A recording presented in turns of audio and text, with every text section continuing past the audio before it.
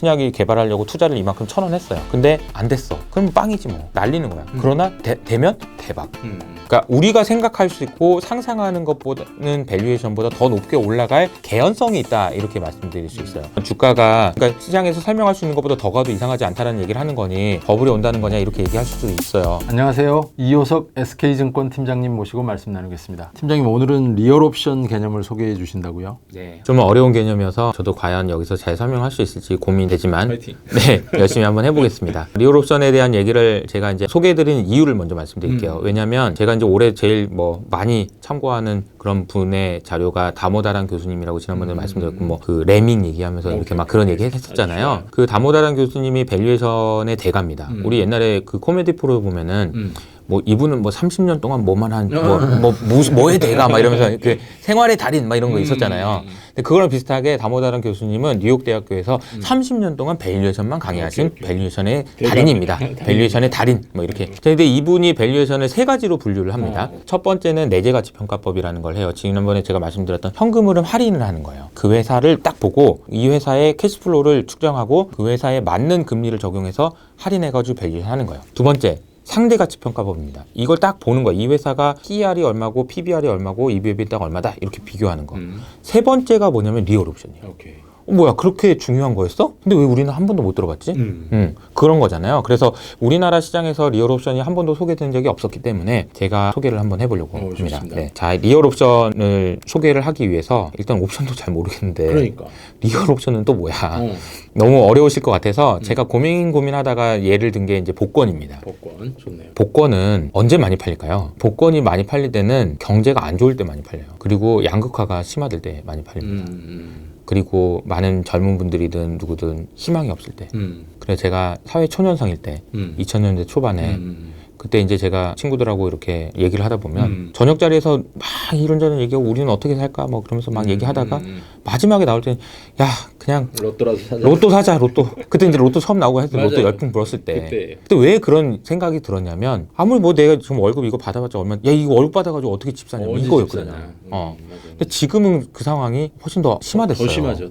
그런데다가 지금 고용의 불안전성, 그렇죠. 이런 거 감안하면 복권에 대한 수요는 너무 커진단 말이에요. 이게 저는 슬픈 얘기지만 어쩔 수 없는 현실입니다. 근데 이제 복권을 제가 말씀드리는 이유는 자, 복권을 밸류에이션을 한번 해보자고요. 복권을 밸류에이션 어떻게 했냐면 그냥 얘 1등 당첨금이 23억이에요. 평균적으로 과거 2년 동안에. 근데 1등 당첨될 확률을 계산해봤더니 0.00001%예요. 그 두 개를 곱하자는 거죠. 그럼 곱하면 대략 한 280원 정도 나오더라고요. 그리고 나서 2등도 곱하고 3등도 곱하고 6등까지 곱해서 다 더하면 얼마냐면 550원이에요. 그럼 이 550원이라는 얘기는 뭐냐면 이 복권이 가질 수 있는 기대값이에요. 자, 그럼 550원이라는 밸류에이션을 했어요. 이제 복권은 얼마죠?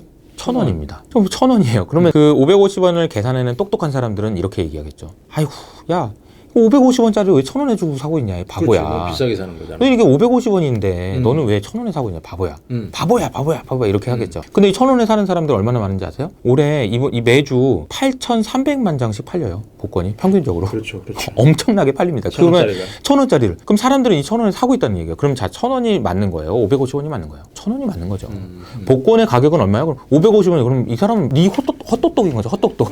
그런 거잖아요. 남들 다 1,000원에 사는 남들 다 1,000원 사는데. 근데 이 얘기를 제가 왜 드리냐면 제가 이제 우리 주식시장 내에서 제약회사, 바이오회사 밸류에이션 하기 제일 어려워요. 근데 제약회사, 바이오회사 밸류에이션 할 때 이런 식으로 밸류에이션 합니다. 어떻게 밸류에이션 하냐면요. 신약을 개발하고 있는데요. 이 신약의 가치가 어떻게 되는지를 밸류에이션 하기 위해서는 신약이 만약에 개발이 됐을 때 낼 수 있는 이익을 추정할 수 있잖아요. 그렇죠. 그 이익에다 뭘 곱하냐면 신약이 개발될 확률을 곱해요. 신약이 지금 얘는 지금 임상 1상이 통과됐으니까 10%를 곱하는 거예요. 오케이. 2상이 통과됐으니까 뭐 30%. 그런 식인 거죠. 이거 똑같이 550원이에요. 그러니까 신약 밸류에이션 하는 게 550원이라는 거죠. 그러니까 애널리스트가 막 아무리 고민해보고 막 이렇게 해서 했을 때 550원이 나왔는데 제약바이오에서는 1,000원에 거래되고 있단 말이에요. 그러니까 저도 옛날에 헤지펀드 했다고 말씀드렸지만 저도 그랬어요. 야, 550원이 맞지. 1,000원이 말이 되냐? 쇼치는 거죠. 엄청 당했죠.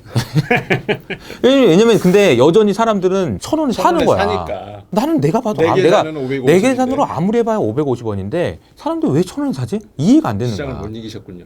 네, 아니 먹은 것도 있지만 어쨌든 그런 어려움들이 있었다라는 거죠.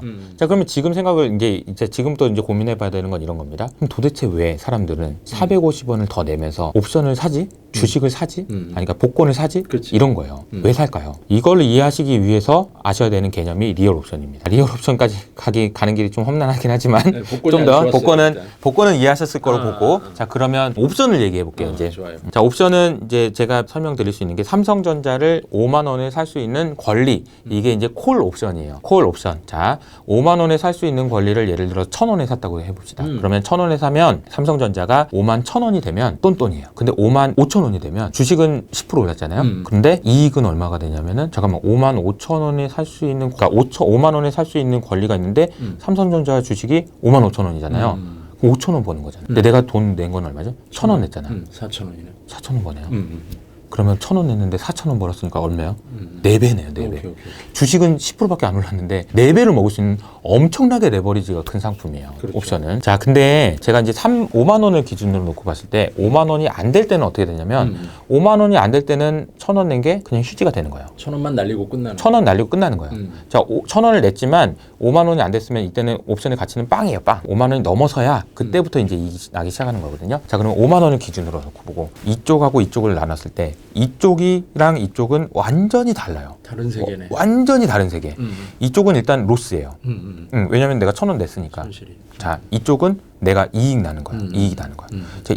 손실이 나는 거랑 이익이 나는 건 있는데 이거 완전 다르다는 거. 어떻게 다른지 말씀드릴게요. 손실 부분부터. 첫 번째, 예상 가능합니다. 1,000원이에요. 그냥 1,000원이잖아. 그거 날리고 끝이야. 두 번째, 리미티드예요. 그렇지. 내가 더 이상. 더 이상 손실 날 게 없어. 그만 포기하면 끝이야. 그렇죠. 더 중요한 게 하나 있어요. 컨트롤 할 수 있어요. 내가 손실 볼 수 있는 규모를 내가 결정할 수 있어요.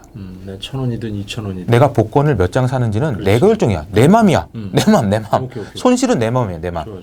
자, 이익은 예상할 수 있나요? 예상할 수 없어요. 그리고 컨트롤 할 수 있나요? 컨트롤 할 수도 없고. 한도가 있나요? 리미티드 있나요? 언리미티드예요.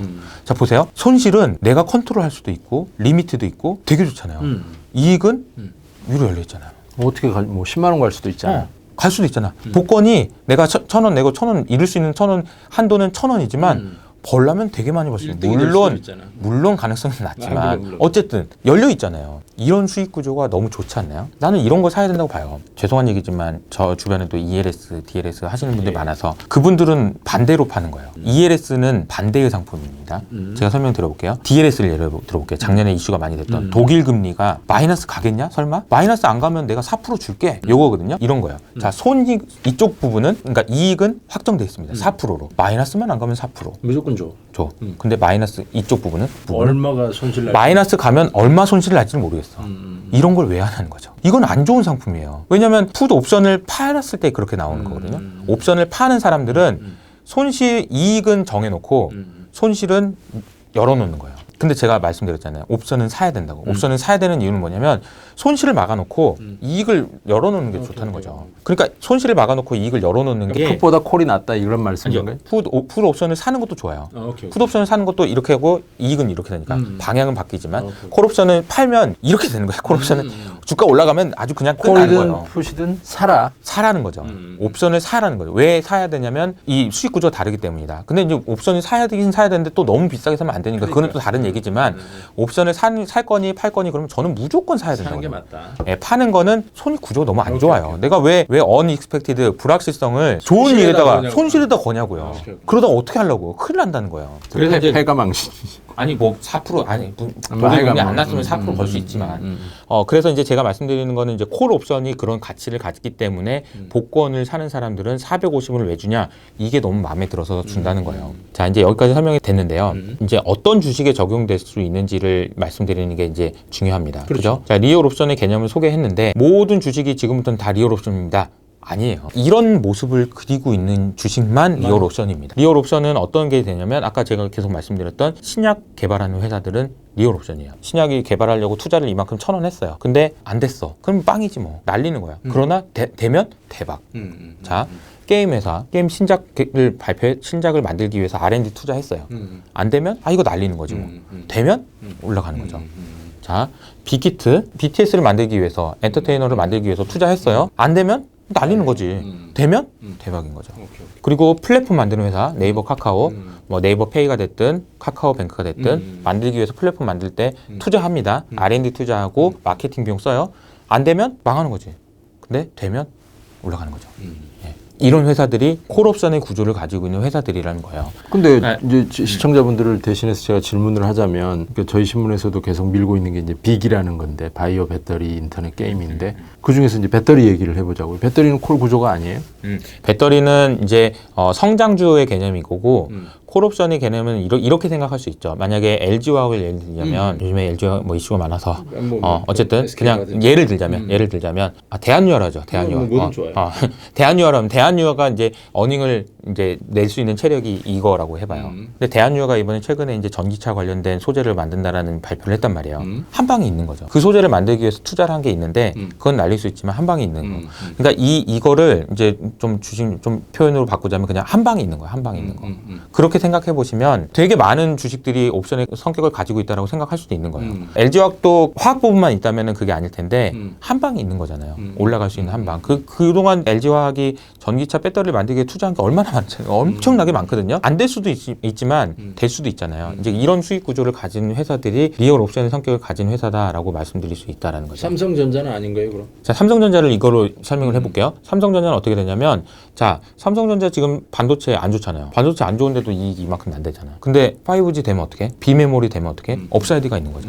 이렇게 설명할 수 있는 거죠. 그러니까 삼성전자도 리얼 옵션으로 개념으로 설명할 수 있는 거고, 근데 이제 이익의 관점으로 설명하는 거는 이제 그건 개념상으로 있는 거고, 제가 지금 서두에 말씀드렸던 제약바이오 회사, 그리고 게임 회사, 그리고 엔터테인먼트 회사, 그 다음에 무형자산 가지고 있는 인터넷 회사, 네이버, 카카오. 이런 회사들은 그러니까 우리가 생각할 수 있고 상상하는 것보다는 밸류에이션보다 더 높게 올라갈 개연성이 있다 이렇게 말씀드릴 수 있어요. 무조건 다 간다 이렇게 말씀드리면 또 오해하시니까. 아니, 그러니까 아까하고 똑같죠. 복권이 될 수도 있고 안 될 수도 그렇죠. 있고. 될 수도 있고 안 될 수도 확률은 있지만 이제 다른 그 확률은 다르지만 그런 수익 구조를 가지고 있는 회사가 우리가 상상하는 밸류에이션보다 우리가 애널리스트들이 계산하는 550원이라는 밸류에이션보다 450원만큼 더 비싸게 거래되더라도 그 이상한 게 아니다. 그게 이상하지 않을 수 있다라는 거죠. 그 개념이 리얼 옵션의 개념이에요. 그 가능성이 있기 때문에 그렇죠.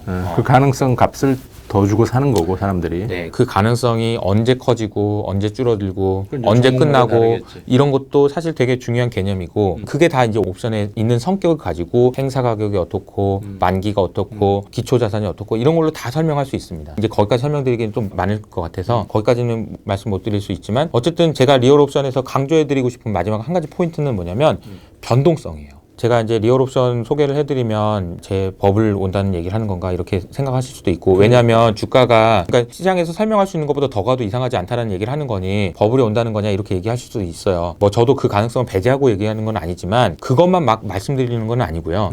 제가 리얼 옵션을 소개하면서 꼭 아셨으면 좋겠는 거는 이런 거예요. 리얼 옵션처럼 거래되는 주식과 그렇지 않은 주식은 성격이 다릅니다. 이거예요. 옵션은 어떤 성격이 있냐면요. 변동성, 즉 기초 자산의 변동성이 높아질수록 옵션의 가치가 올라간다는 특징이 있어요. 특이해요. 자 보세요. 삼성전자 5만 원에 살 수 있는 권리라고 했어요. 삼성전자가 근데 1년 내내 5만 원에 거래되고 있어요. 주가가. 그럼 그거 살 거야? 5만 원에 살 수 있는 권리를 뭐하러 사? 그냥 가서 사면 되는. 근데 5만 원에서 왔다 갔다 하는 거야. 왔다 갔다. 큰 폭으로. 왔다 갔다. 왔다 갔다 변동성이 있어요. 그러면은 5만 원에 살 수 있는 권리를 이때 사는 거죠. 왜냐하면 갈 수도 있잖아. 그럼 먹을 수 있으니까. 옵션의 가치는 변동성이 기초 자산의 변동성이 커질 때 커진다는 거예요. 그걸 아시는 게 중요하다는 거예요. 일반적인 주식은 변동성이 쥐약이에요. 변동성이 크고 불확실성이 클수록 주식의 밸류에이션이 떨어져요. 주가가 빠진단 말이에요. 근데 이런 애들은 오히려 변동성이 커질 때, 즉 신약이 개발될 것 같다가 안 될 것 같다가 개발될 것 같다가 안 될 것 같다가 그 신작 게임이 될 것 같다가 안 될 것 같다가 무형자산 이게 플랫폼 만들어 놓는 게 될 것 같다가 안 될 것 같다가 악유가 많을수록 오히려 주가가 더 올라갈 수 있다는 얘기예요. 바이오가 굉장히 진폭이 크잖아요, 그죠? 그렇게 설명하시면 좀 시장을 이해하시는 게 도움이 되지 않을까 그런 설명을 드리고요. 제가 이제 뭐 헤지펀드 할 때 뭐 예시도 많이 들었지만 만약에 제가 이제 이 회사 예를 들자면 숏을 할 때는 안 좋은 회사들을 숏을 하거든요. 좀 그럴 수밖에 없어. 좋은 회사는 롱하고 안 좋은 회사를 숏을 하는 거지. 근데 이제 안 좋은 회사 숏하는 것 중에서 부도 직전에 있는 회사들 이런 회사는 숏하면 안 돼요. 진짜 망해. 아니요. 이 부도 직전에 있는 회사도 리얼 옵션이에요. 왜냐면 부도 직전에 여기가 부도 나는 거예요. 여기 이하 되면 부도예요. 여기 이상 되면 살아남아. 그럼 이렇게 된대? 이렇게 되는 거예요. 기사회생한다 이거지. 그렇죠. 이렇게 될 수도 있지만 이렇게 될 수도 있다는 수익 구조를 가지고 있기 때문에 부도 나는 회사들도 옵션이에요. 리얼 옵션이에요. 그거는 투자 쇼치면 안 된다는 근데 왜 쇼치면 안 되냐? 이 회사는 우리가 생각하는 밸류에이션보다 더 올라갈 수도 있다는 거죠. 왜냐하면 사람들이 베팅을 하는 거예요. 아, 요거 살아날 수도 있다. 그렇죠. 왜 예를 들자면 이러면 허츠가 이번에 이제 이슈가 됐었잖아요. 허츠를 왜 사람들이 왜 사지? 그 복권 사는 심정으로 사는 거예요. 안 될 수도 수도 있지만 되면 대박이잖아. 되면 좀 대박이니까. 사가지고. 그러니까 그게 밸류에이션이 얘네들이 항상 우리가 생각하는 것보다 더 높게 거래가 된다라는 거죠. 그렇게 이해하시면 좋을 것 같습니다. 근데 이름이 왜 옵션에 리얼이 붙었어요? 그것도 이제 옵션은 콜옵션, 풋옵션 뭐 이런 옵션들이 있는데 그거는 금융시장에서 거래되는 옵션이고요.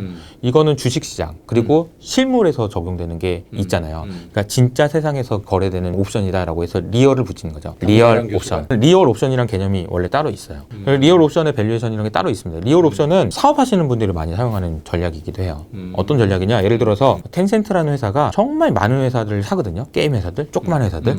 지분 투자 조금 하면서 복권을 사는 심정으로. 왜냐면 수익 구조가 이렇게 됐는데 되면 대박이잖아요. 그걸 쫙 깔아놓는 거죠. 그러니까 그런 전략을 세울 때 그러니까 리얼 옵션의 생각으로 그러니까 옵션에서 수익 구조를 가지고 있는 비즈니스를 투자를 한다는 개념으로 실제 생활에서도 비즈니스에서도 많이 활용되는 개념이기도 합니다. 그래서 그 개념을 주식시장으로 한번 가져와 보자라는 게 이제 다모다른 교수의 생각이고 저도 굉장히 그 부분에 동감을 하기 때문에 오늘 좀 소개를 드린 겁니다. 그래서 저는 결론적으로 말씀드리면 아까 제가 말씀드렸던 그런 섹터들에 대해서는 우리가 아까 말씀드린 대로 밑에가 막혀 있고 위에가 열려 있는 쪽으로 투자를 하시는 게 유리할 거고 앞으로 제가 이런 것에 대한 관심이 많아질 테니 이런 쪽에 투자에 머무시는 게 좀 좋을 것 같다라는 생각을 그러니까 그 섹터를 관심을 가지시라 이런 메시지군요. 맞습니다. 근데 시청자분들이 궁금해하실 것 같아서 제가 마지막으로 여쭤보면은 그 리얼 옵션의 개념에서는 이 손실 부분은 막아놓고 그 다음에 이제 올라갈 그 포텐셜은 굉장히 무궁무진한 뭐 이런 구조였잖아요. 근데 바이오주에 투자하는 사람 입장에서는 손실이 내가 산 주가보다 변동성이 크기 때문에 확 떨어질 수도 있잖아. 맞습니다. 그럼 그 논리가 조금 안 맞는 거 아니에요? 제가 이제 그러니까 이게 조금 이게 어려운 개념이라서 쉽진 않지만 설명드려볼게요. 자, 주가에 제약 바이오 회사에 뭐 A라는 회사가 있다 쳐요. A라는 회사의 펀더멘탈이 이렇게 간다고 쳐요. 이 펀더멘탈은 그러니까 우리가 550원인 거예요. 550원이 쭉 가는 거예요. 우리가 애널리스트가 추정할 수 있는 목표치는 이 정도예요. 근데 주가는 여기 있다는 얘기잖아요. 그렇지. 그럼 이 차이가 옵션이라는 얘기예요. 그러니까 옵션이라는 게 무조건 막 가고 막 이런 개념이 아니고 이것과 이것의 차이가 옵션이라는 거죠. 이 옵션의 만큼 얘가 주가가 더 올라갔다라는 얘기로 할 수 있는 거고. 근데 이거를 인정을 안 하면 나는 이 550원을 가야 되는데 왜 1,000원이야? 그러면서 이제 숏하면 안 된다라는 얘기를 드리는 거고. 주가가 빠지는 거는 이 회사가 신약 개발했다가 안 돼서 펀더멘탈이 내려오면 주가가 빠지는 거죠. 그건 펀더멘탈이 내려오는 거고 옵션의 가치는 또 따로 있는 거죠. 다리 분류해서 생각해 보셔야 됩니다. 그리고 또 중요한 거는 말씀 주셨으니까 옵션의 가치도 올라갔다가 내려와요. 언제 내려오냐? 만기가 되면 빵이 돼요. 그러니까 옵션이 이런 거예요. 삼성전자를 5만 원에 살 수 있는 권리. 근데 언제까지냐면 연말까지만. 그러면 그 옵션은 내년이 되면 그냥 가치가 없는 거예요. 맞아요. 만기가 되면 끝난단 말이에요. 만기가 되면 끝난다는 얘기는 어떻게 생각하실 수가 있냐면 제약회사, 일상 발표를 앞두고 있는 제약회사예요. 일상이 될 수도 있고 안 될 수도 있어요. 근데 된다 안 된다의 가치가 결정이 나는 순간 옵션의 가치는 빵이 되는 거예요. 그렇죠. 그러니까 지금 펀더멘탈로 이렇게 올라가다가 옵션의 가치가 이렇게 올라갔다가 만기가 되면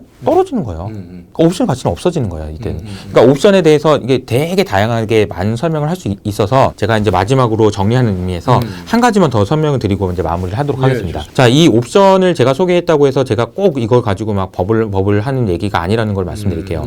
다모다란 교수님이 얘기하셨던 레밍처럼 되지 않기 위해서 밸류에이션을 해야 된다고 얘기할 때 이분도 리얼 옵션 소개하면서 걱정이 됐나 봐요. 마지막에 이제 그림을 그려놓은 게 뭐냐면 what lemming thinking이라고 해가지고 레밍은 무슨 생각을 하고 앞에 있는 애들 따라가지? 이 그림이 있어요. 절벽이 이렇게 있는데 여기서 레밍이 따라가는 거예요. 레밍은 어떤 생각을 하고 있냐면 레밍이 이렇게 따라가다가 올라갈 거라고 생각한다는 거죠. 앞에 있는 걸 따라가는 이유는 뭐냐? 얘네들은 그냥 하늘로 올라갈 거라고 생각하기 때문에. 그러니까 제가 옵션을 소개했다고 해서 제가 이런 섹터들을 소개했다고 해서 이 섹터들이 무조건 하늘로 올라갈 거라고 말씀드리는 게 아니라는 거죠. 이런 성격이 있고 생각보다 더 주가가 올라갈 수 있다라는 개연성을 열어놓자라는 얘기지 무조건 하늘로 간다라는 얘기가 아니라는 거를 좀 강조해서 말씀드립니다. 이거를 막 되게 오해하시는 분들은 야, 저희 뭐 제가 간다고 했어. 그럼 이렇게 하시면 안 돼요. 그거 좀 걱정이 돼가지고 그 부분을 마지막으로 좀 강조해서 말씀드립니다. 네, 근데 그 가능성조차도 이제 생각을 닫아놓으면 안 된다는 그런 그렇죠. 말씀이신 거죠? 네. 지금까지 이효석 SK증권 팀장님 모시고 말씀 나눴습니다. 감사합니다. 네, 감사합니다.